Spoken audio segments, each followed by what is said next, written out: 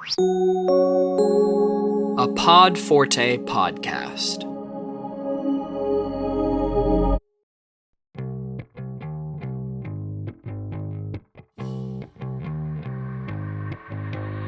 The Next CMO podcast explores topics that are on the minds of forward-thinking marketing executives, from leadership and strategy to emerging technologies. And we bring these topics to life by interviewing leading experts in their fields. The Next CMO is sponsored by Plana, makers of the world's first AI-based marketing leadership platform, and hosted by me, Peter Mahoney, the founder and CEO of Plana, along with my co-host, Kelsey Kraft.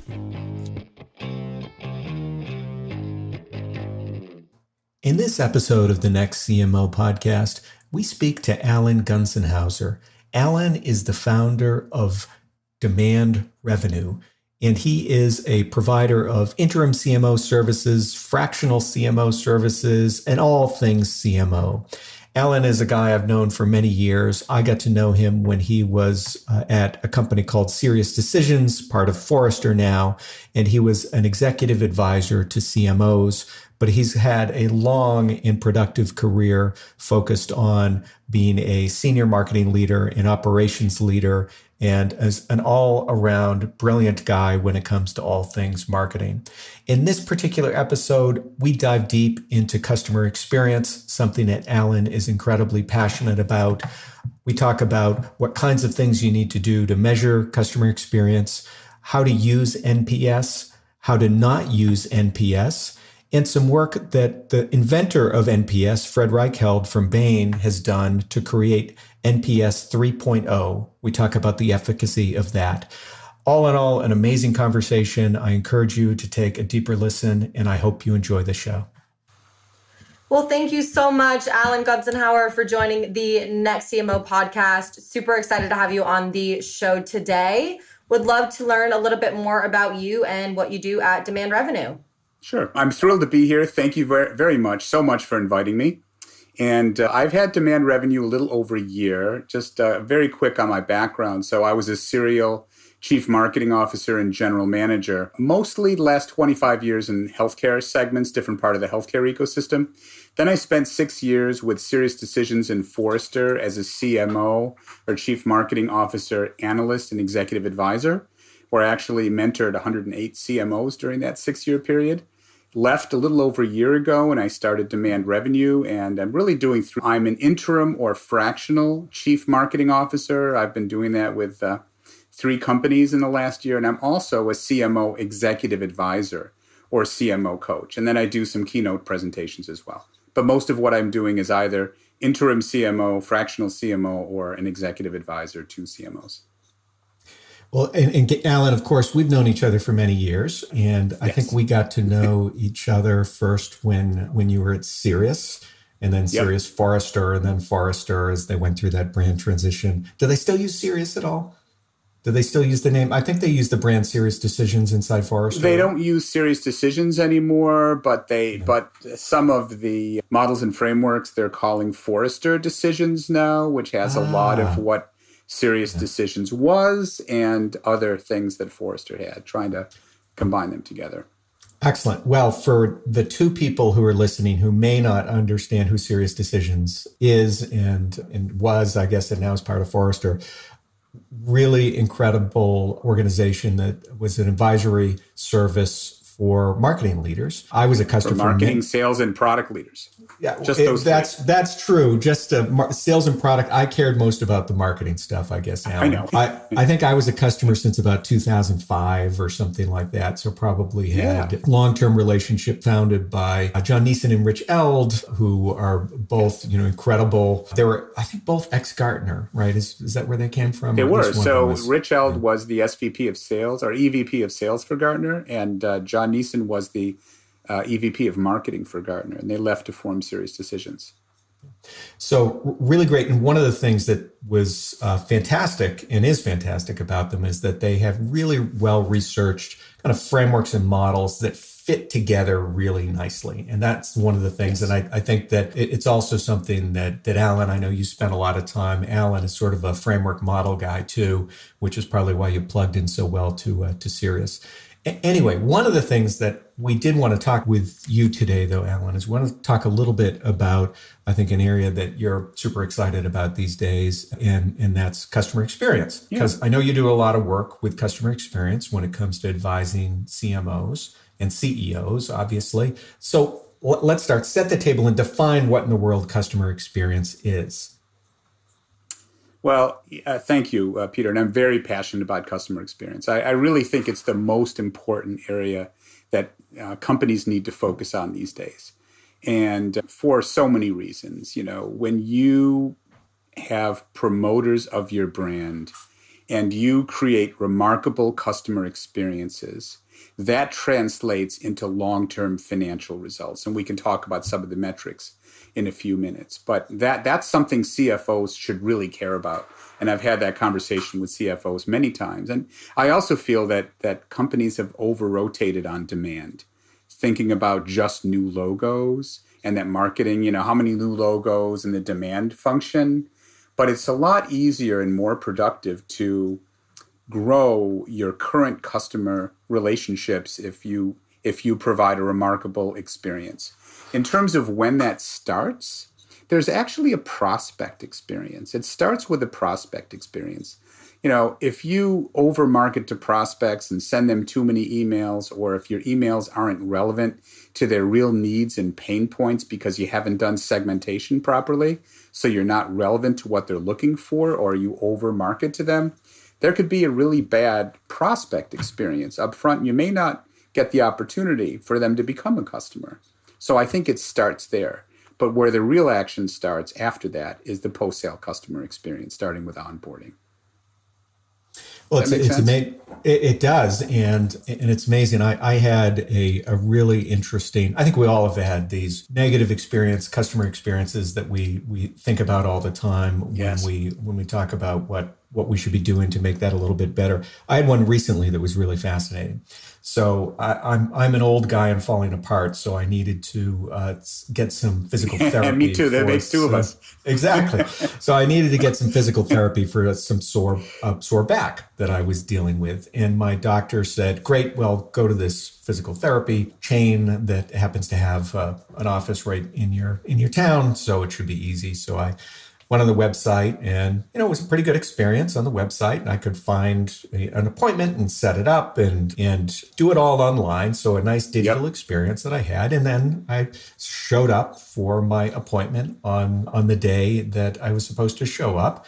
And there was a sign on the door that said, "This office is closed due to COVID, and make an appointment at one of our other offices." So literally, they allowed me to make the complete appointment, set it up. You could search for the office, which I did on the website, and it told me to use this. I called on the phone to try to confirm, and they said, "No one's available right now," of course, because the office was closed. So really interesting kind of experience. They did, in the end, fix it in a funny way, where I actually reached out to the COO of the company because I wanted them to end. And I'm going to bring this back to how executives can deal with this. So I reached out to this gentleman. I found him on LinkedIn, and big national chain, by the way. And I said, "Hey, I thought you should know. I had this experience," and I explained it. And he was great. He replied almost immediately and thanked me for it and said that they're going to do better and they're going to fix this, et cetera. And then almost immediately, they actually called back from another office and said, "Hey, we'd love to have you in." And I've had a great experience from them. So he fixed it. Yeah. So tell me a little bit about, that's one example, but there are lots of examples of sort of hidden negative experiences. How do you engage with a company when you think about trying to help them either assess or improve their overall customer experience? Well, I'm actually doing that with 2 clients this quarter, Peter. And, first of all, don't make any assumptions, because sometimes it's the simple stuff that matters. I mean, as you found out, one hand wasn't talking to the other hand. So no one was thinking from a holistic level, well, someone's going to make an appointment at an office that they can't get to. A lot of it is really common sense. And, treat others the way you want to be treated. Look at the whole process. After the prospect experience, how do you onboard new customers? How do you welcome them? How do you make them feel at home? How do you make sure they get value out of your products? how do you communicate with them? Are you just communicating with them when you want more business from them? Or you're communicating to educate and help them with new features? Are you measuring usage? Do you know what the usage is? Do you have a process for determining the level of customer experience and satisfaction? Do you use Net Promoter Score or something like that? And we can talk about how to use and abuse it. A lot of companies are abusing it and not using it in the right way.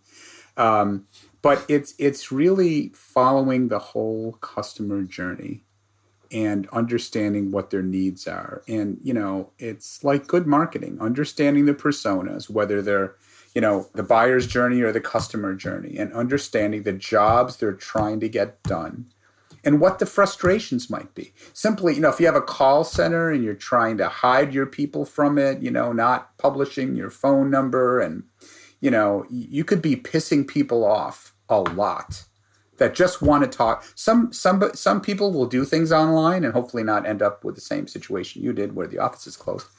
So other people want to talk to a person and they don't want to delay, and they get really upset, at all the companies that are trying to hide their customer support number, or measuring people on how quickly they can get off the phone rather than how well they support customers and making sure that they feel welcome. So it's really not making any assumptions. And it's common sense thinking about the entire customer journey. And a lot of companies, the bigger they are, the more silos they have. And people may be trying to do the right thing in their silo, but not communicating internally and understanding what the holistic experience is from a customer standpoint. And you need to. So who should own customer experience inside the company? I've been asked that question many times, and I've always said the answer is simple. The CEO should own customer experience.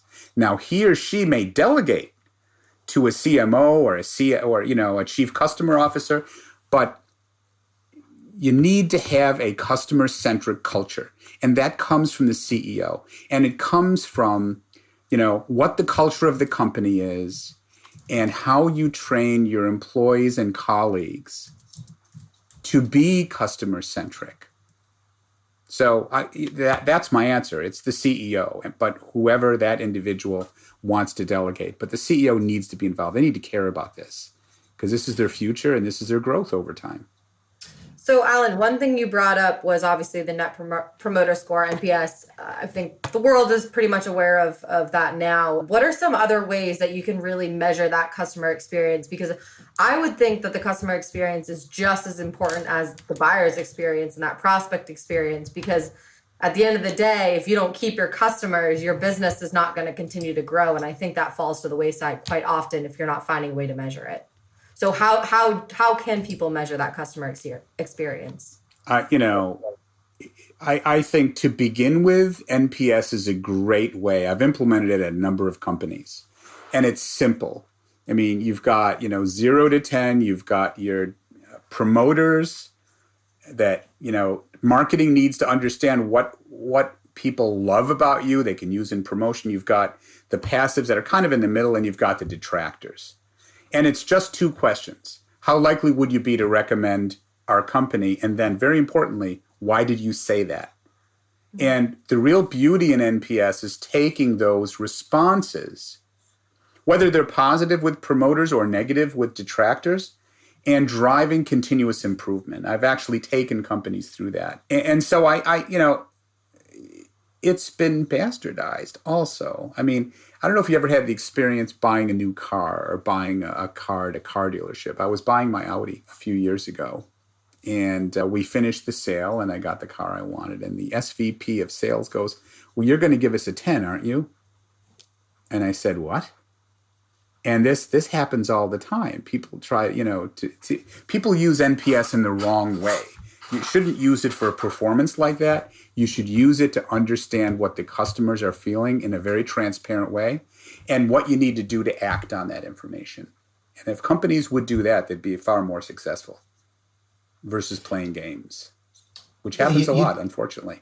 You definitely see that. I would say that definitely involves the trust too, because if you're, pushing that you deserve a 10 and not really taking into consideration what that actual score is, people are no longer going to start to trust your business. Exactly. And what are you learning? You're learning nothing. You're not understanding what customers are really thinking, and that's the whole purpose of doing it. So let's go back to step one to assess your customer experience. So you've obviously got some with the CEO, obviously around the CEO has to set the culture, and I like that as a strategy. Yeah. But let's assume the CEO set a good culture for customer experience. You've come in, Alan comes in and is brought in by the CEO, or probably more likely with you, the CMO, to say, how do we think about our customer experience and what should we be doing to improve it? What would an expert like you start by doing, step one, to assess that customer experience?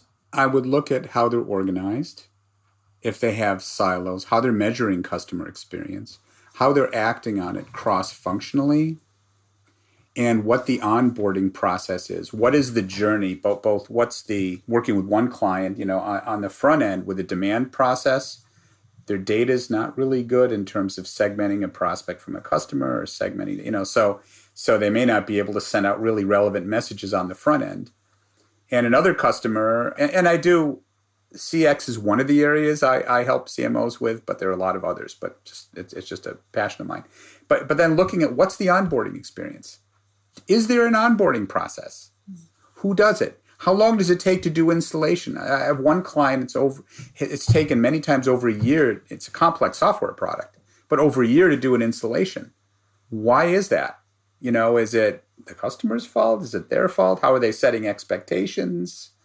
It's really breaking down the whole process of how companies interact with customers, the metrics they're using to track continuous improvement, the management structure to actually act on. Hopefully they're getting feedback. Some aren't getting feedback, but once they are, it's not just good enough to measure NPS and look at the number. The number is really not important. It's what you do with the number and how you use that information to drive decision making. So it's the metrics, it's the process, it's looking at all those things. And usually what I start doing is interviewing some folks in different. Two of my clients, I'm working both with customer success and marketing. So there's a customer success set of roles and responsibilities, and then there's a customer marketing set of roles and responsibilities. And recently spoke with Fred Reichheld a couple times, who actually, he's the person at Bain that started NPS, and he has a new metric I'll talk about in a minute that I think is a really good one, or one of the metrics that people should be tracking. But where was I going with that? A lot of it is really obvious stuff. Oh, he was saying only 10% of companies are doing it right. We're doing NPS right, customer experience. Are treating their customers the way they should be. Yeah. Wow. And it's for a whole host that's of actually even better than I thought. From your personal experiences navigating the world, it's remarkable when you get an excellent customer experience, and yes, you absolutely remember it, and that should not be the case. I guess there's always going to be standouts. Maybe the bar keeps being risen, but I'm not surprised that people really struggle with customer experience. And some of it is that it's hard, and especially because of in the past, the customer experience had maybe one, maybe two channels that you have to federate and think about as you're developing that experience. But as they've exploded in the ways that people can communicate, that's where things get, I think, really complicated. And one thing that is a personal frustration for me is that marketers are really good at opening up new channels. So they open up a new channel to communicate to the customer, usually for outbound purposes. Usually they were trying to generate new people. What they don't realize is most of those channels have two directions to them. And when you open up a new channel, you're inviting people to come in and ask a question, get an experience. Right. So you need Drift on your website for the first time, and Drift is really designed for sales primarily, but guess what? Support questions will come through there. You sign up and you've got a TikTok account. And guess what? If you're under the age of 25, you're probably spending your life on TikTok, and you'll use the direct messaging inside TikTok to expect to ask the brand a question and get an answer. And So have you seen this as part of the problem, that marketing is good at opening up communications, but not good at listening to those Certainly. channels? Certainly. I can think of one example, and I won't mention names, but one client where... do tell. Huh? Do tell. Come on. It's just us. But yeah, so marketing had a blog and was requesting input. And actually it was customer support. So people were using the website to send a message that I can't sign on. It's not working. I need someone to help me. And marketing was trying to transfer that to the customer support team whose job it was to do that. And they said, oh, we only take direct emails. We don't take anything from the web. And I said, what? These are customers that have a problem that need to be dealt with. Yes, you will. That's an example of siloed thinking. But yeah, I mean, there are more and more channels. I mean, there was a recent McKinsey, a good piece of research by McKinsey showing that B2B companies that have 10 or more channels grow faster. So there's certainly a proliferation of channels. But to your point, Peter, it's got to be two-way. If you open something up, you have to be ready to listen. And you have to think it through. I mean, most things I see are really obvious. Common sense. And there's a lot of really kind of, I don't know if I'd call them dumb things, but things that aren't aligned because people just don't think through the process sometimes. And that's one example, I think, Peter, to your point. Now, Alan, I know you recently interacted with Fred Reichfeld from Bain, who, created the NPS score over 20 years ago. Now, talking about NPS 3.0, I'd love to learn and hear kind of what your thoughts are and what do you think of Fred's latest work? I think he's fabulous. I think, he brings it down to love. You have to love your customers and really obvious stuff. His new book, Winning on Purpose, is absolutely fantastic. And so when he talks about NPS 3.0, one of the things he talks about is not abusing NPS, which a lot of folks have done. He also talks about he's made tens of millions by investing in companies that do a good job with customer experience. Bain is tracking them. But he has a new metric that he has come out in NPS 3.0. It's something called earned growth. And let me break it down. Let me explain what that is. So some of the metrics that your viewers probably are used to are gross retention and net retention. And the difference is with net retention, you add the growth from existing customers. And then there's also lifetime value and LTV to customer acquisition costs. There are a lot of metrics we could talk about to track customer experience that are great metrics. He came out with a new one called earned growth. And the way this works is if you look at your net retention and then for every new logo that you get, new customer logo, brand new customer, if you can ask them right away when they become a customer, why did you come to us? Was it a customer referral or some sales promotion or some other reason why you came to us? And if you can bifurcate the new logo customers that came to your company because of a customer referral, and you add those bookings or revenue to your net retention, he's calling that earned growth, which is the value, the business value of having promoters and retention and growth of existing customers, which I think is a great metric. So you just need to get a tracking system to know why customers. It's tricky to measure. I was just going to say. I mean, as you were saying, the downside of that is it's tricky to measure. I think it's a great consultant model because theoretically it's awesome. I think it's really, really good. It would be really helpful, and actually this would be a good opportunity for you, Alan, because I know you help a lot of customers developing sort of the systems and practices around how to put that in place so it can actually happen. I think that would be really compelling. And I'm also a big believer in at least if you understand the concept behind it, even if you can't measure it precisely, you should at least have some general sense of the potential value of those kinds of things, because it obviously can be massive. But there's so many things that are difficult to measure in marketing. It is a real challenge, obviously. And in fact, we from time to time, we hear, I know there are a number of customers who joined us because they heard about us first because they listened to the podcast, as an example. Yep. But it's really difficult to do when someone interacts lots of different ways with a company, and they'll often say, oh, yeah, I heard about you guys first through the podcast, or I read your book or something like that. That's how people tend to get introduced to us. But finding That's that great. can be a little tricky. So we talked a little bit about the sort of the bad form NPS. So the, hey, can you give me a good grade kind of, are there other sort of bad practices that people should look out for when it comes to either NPS or other kind of measurement systems that they're using to try to assess customer experience? Well, do things for the right reason. Be transparent, and if there are issues, work the issues. I can give you one example. I was CMO of North America for a Swiss company, Straumann, in the dental implant space. And we looked at NPS globally. We had an outside consultant doing, which was good because we were in an oligopoly of 5 or 6 different players, major players in that space. And we had NPS not only on us, but on our competitors, which is kind of rare. I think that's a best practice. But it turns out we were worst of all of our competitors. And so I put a cross-functional team. I had responsibility for marketing and operations, but had sales and had finance and had all the different functional areas support. And we looked at the NPS data and found out what the issues were. It was related to communication and invoice and some things. We made changes. We analyzed the data we were getting, which a lot of companies aren't doing. They may be asking the question and sending reports out, but not doing something with the information. You have to do something with what the customers are telling you. You have to demonstrate you're taking action and you're making progress, and they're giving you information for a reason, or they'll stop giving it to you because they'll think it's a waste of time.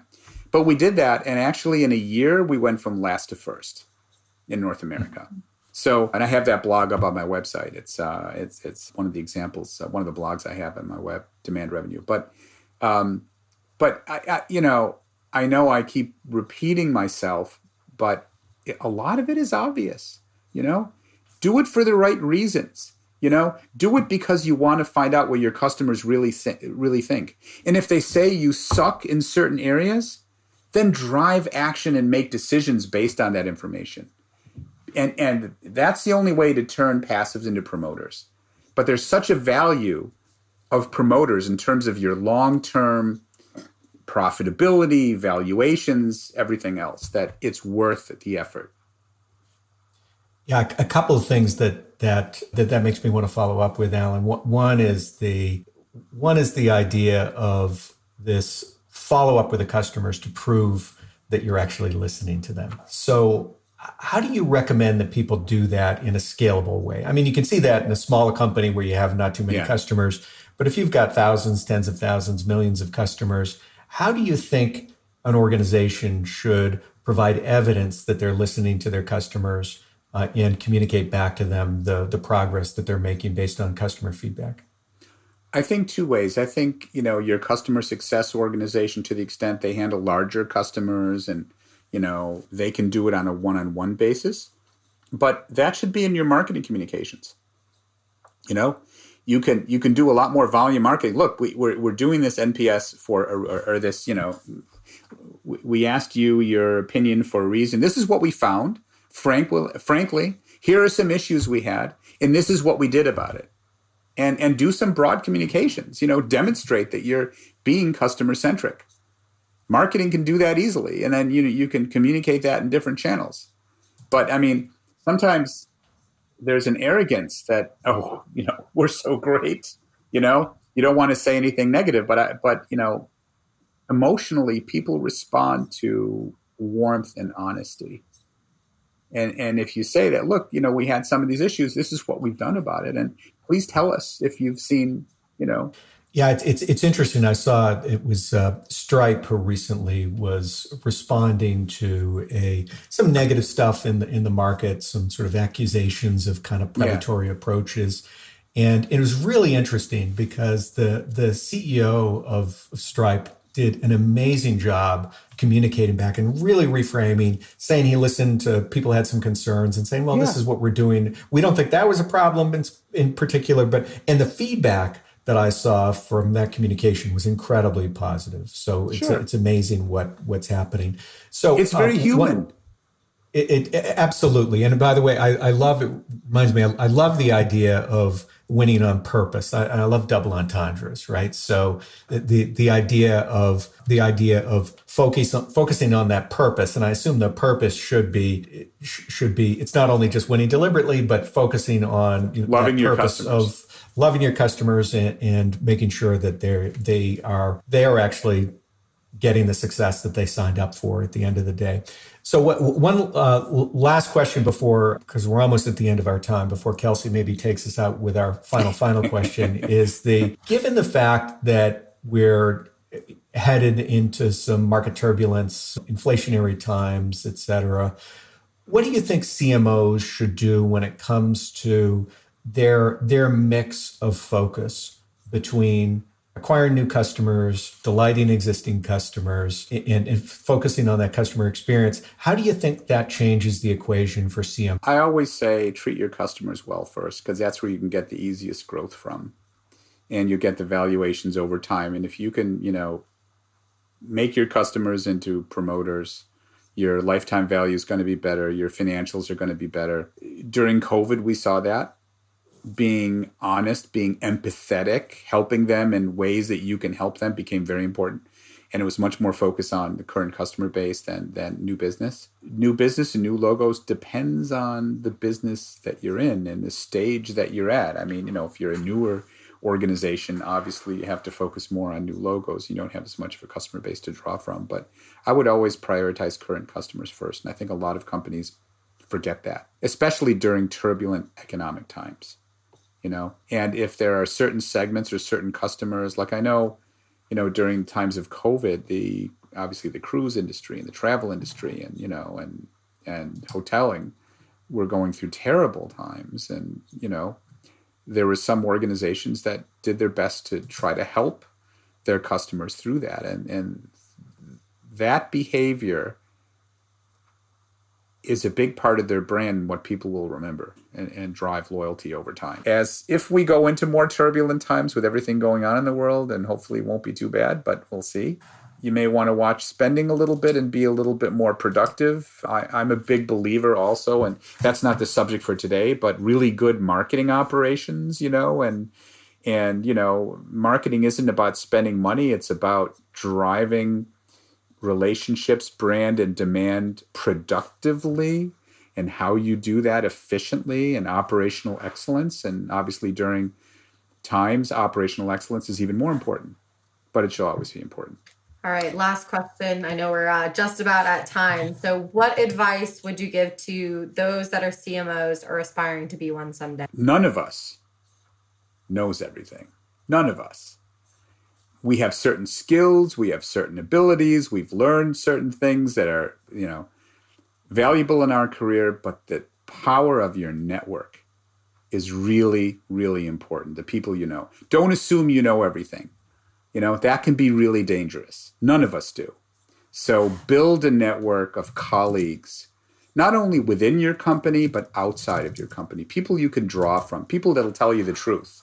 A coach or anyone that you trust. And that's how you get some innovative ideas too. I've been in different industries and I've taken ideas that, from one industry to another where it was very, very foreign to the industry I was taking to, but I knew it worked because I had that experience from another vantage point. It worked really well. So just don't assume, don't be arrogant, be open to other ideas and build your network. People you trust so you can get good information from.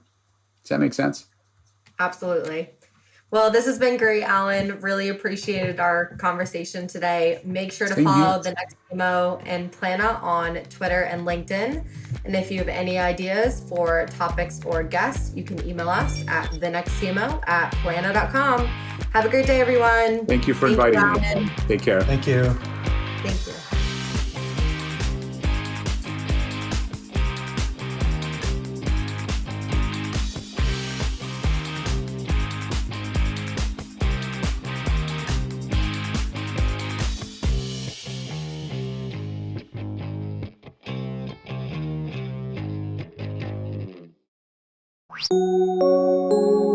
a Pod Forte podcast.